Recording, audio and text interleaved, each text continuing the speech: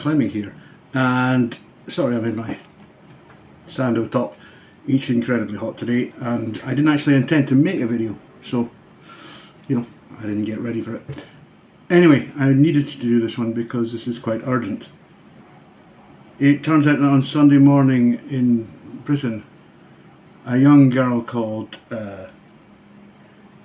Brianna Ghey, I think that's the pronunciation, was found murdered with visible stab wounds and very much dead. That's bad enough. You know, that is a tragedy, and my heart bleeds for the family.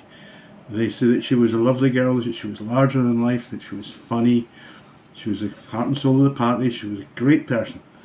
And the fact is, she had a right to live her life. It's not something that can be taken away without, you know, consequences. What happened was awful. And yes, I grieve for the family, that's terrible. Brianna is dead now, so an awful lot of things that maybe would have been better done before, it's too late now. Some people are now saying that it's tragic that because she didn't have a gender recognition certificate, which actually very few trans people have. You'll have to excuse the shooting range next door. I'm sorry, I'm not going to not do this because of them.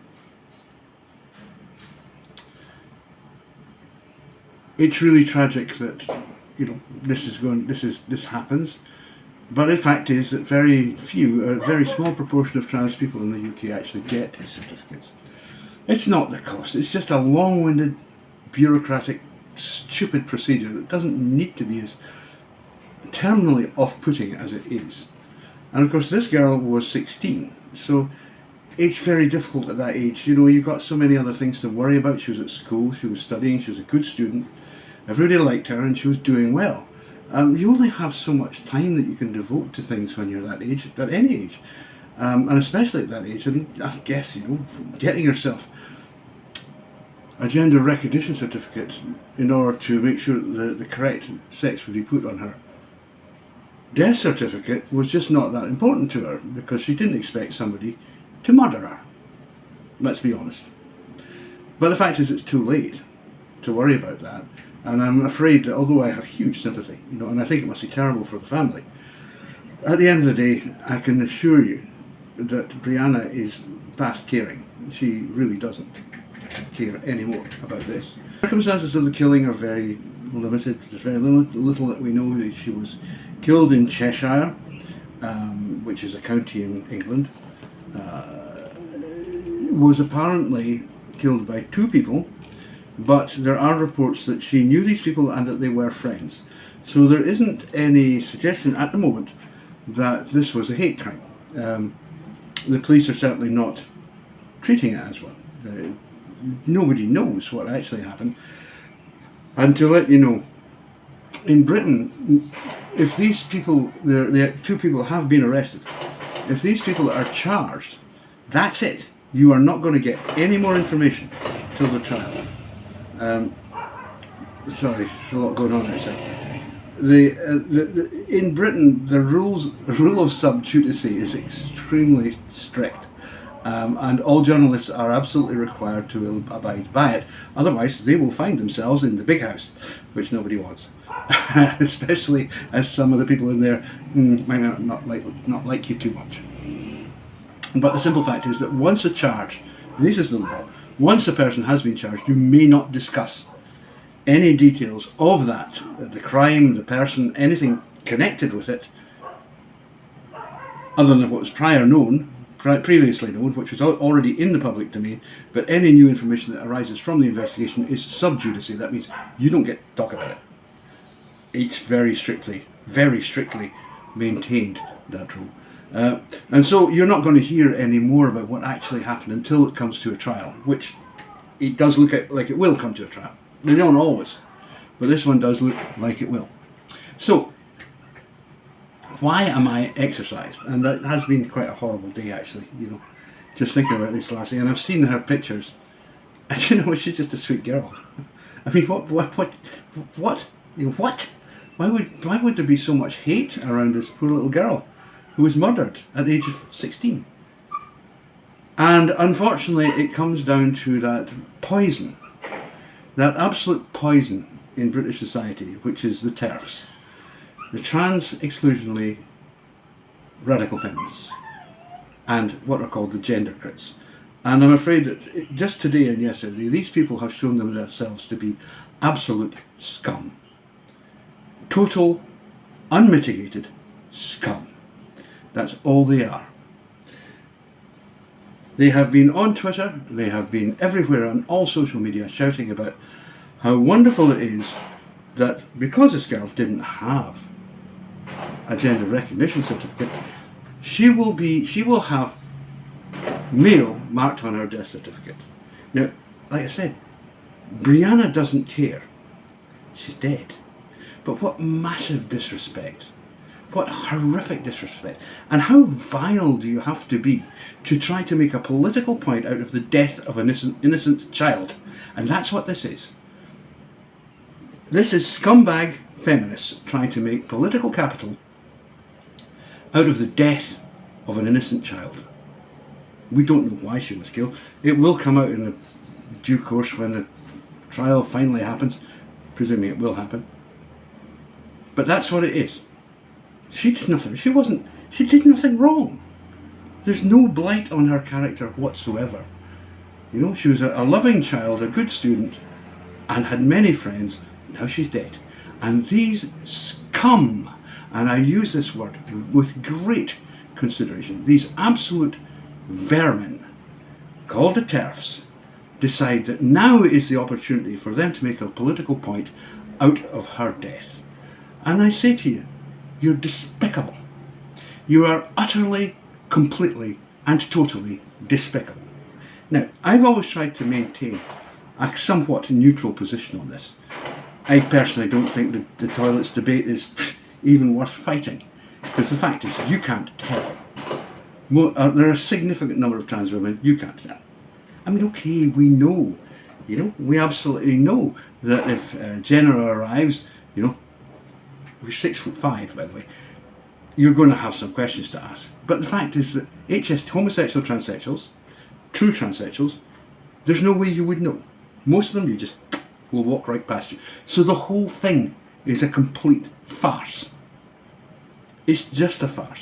We have had already reports of natal women, what they call cis women, being attacked.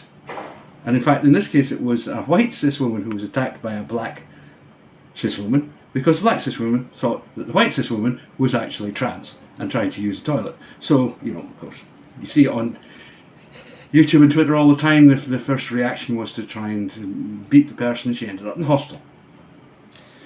You know? So this is a nonsense. This whole thing is a nonsense. And yet TERFs have to try to make political capital out of it. I don't have any time for TRAs, trans activists. I think that they are trying to push a political agenda onto extremely vulnerable young people who may be suffering from depression, they may have autism, they may have a whole range of other things, especially females, who have been, by far now, the largest number of referrals to gender clinics in the UK are amongst girls. Now, this is not the time to have an argument about what's causing this, because we don't actually know. But it does very much look like a contagion, probably fueled by social media. But those are girls. They were born XX. So what's the big issue? TERFs can't touch them, so they pick on the XY ones. That's what they do. They're vicious, nasty bullies who pick on people who are weaker than they are. And you can't be much weaker than being fucking dead, can you? So, you know, I had always tried to maintain this neutral position where I'm like, well, you know, I do understand why women feel threatened in what they think are women's spaces by the presence of a very large trans man, you know, my size, for God's sake, trans woman rather, my size, you know, for goodness sake. I find that pretty absurd, but that's the way it goes. People do that sort of thing. But I have lost all, well, nearly all, my sympathy for them because of the way they've behaved over this case. By behaving like boors, like bullies, like the vermin that they actually are. Because that's what TERFs are. They are scum. They are nasty, vicious, evil people who think that it's quite all right for them to say anything they like about anyone else because they're female. And I have news for you. You're going to get pushback here. You're going to get pushback from me, and you're going to get it from others too. Because we won't put up with it any longer. We've had enough of you. 50 years have gone by and women got absolutely everything they asked for. Feminists got everything. Everything they wanted. Everything. And the discrimination that they now discuss or pretend exists doesn't. We know there's no gender wage gap. We know that there's no gender opportunity gap. We know that women are more likely to get good jobs than men are. They're more likely to be paid more in their 20s than men are. There's no justification for the continuation of feminism other than hatred of men. And that's what's coming out here. These people are being vicious towards a dead, innocent teenager because they don't like the fact that she was born with a penis. That's what this is all about. These people just hate a certain class of people to the point where no limits are applied to the abuse that they will pour upon them. And as far as I am concerned, that makes you so filthy and despicable. I cannot have any sympathy for you. You need to be on your knees begging for forgiveness for what you've done just over the last 3 days. On your bloody knees, begging forgiveness from this girl who's dead and her family for the things that you've said. And you're damned lucky I'm not putting your names on this. You are not worth the name human. No, you're not. And you are certainly not worth the sympathy of decent, moral people. No, you're not. And that means that the causes that you so loudly campaign for come to the same end. No, you get no sympathy. When you behave the way you have behaved over the last 2 days, no sympathy. You know, I'm Scottish. We got this nice little thing. Get it from the Irish, you know. No surrender. We will not surrender to you. Get that through your tiny little heads. That you've made a huge mistake here. And it will come back to haunt you.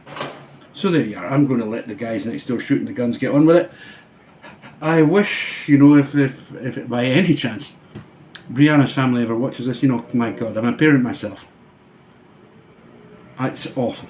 It's just awful. And my heart literally bleeds for you. It's just,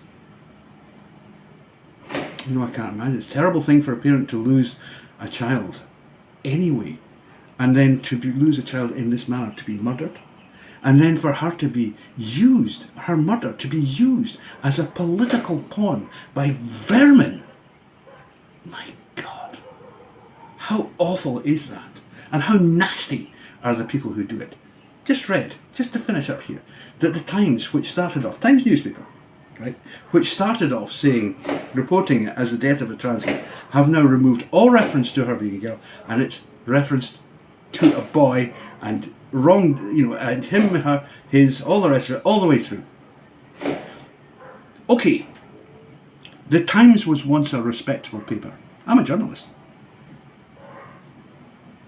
When Harry Evans was running the Times, it was a good paper. It was a proper paper. It was worth buying. Now, it's a piece of shit, and this proves it. Bye-bye.